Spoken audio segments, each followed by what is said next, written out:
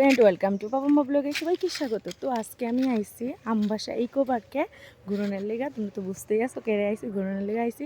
আর এই ধর চশমাটা আমার থেকে বড় হয়ে গেছে। তো আমি আইসি, আমার লগে আমার ভাই আইসে, বোন আছে। তো এই পার্কের মধ্যে কিটা কিটা আছে চলো তোমরা ঘুরে দেখামো। আর অবশ্যই তোমরাও আইও তোমরা এই আমবাসা পার্কে। তো তোমরা এবার দেখাইতেছি এই পার্কের মধ্যে কিটা কিটা আছে তোমরা দেখো। আর অবশ্যই তোমরা আইও এই পার্কও। এই দেখো কত সুন্দর সুন্দর ঘর আছে, ওই তো কত সুন্দর সুন্দর মায়াও আছে।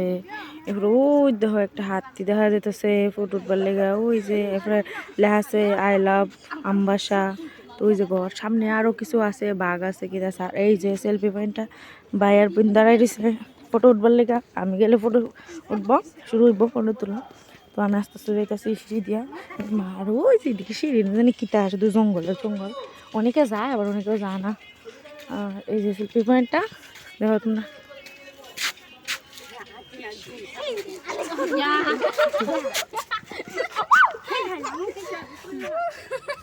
দেখো পার্কের ভিতরটা অনেকটা সুন্দর। এই যে ঘরটি বানানো হয়েছে সেলফি উঠোনের লেগে। আর দুইটা মহিলা দাঁড়ায় দাঁড়ায় কাজ করতেছে, পরিষ্কার করতেছে।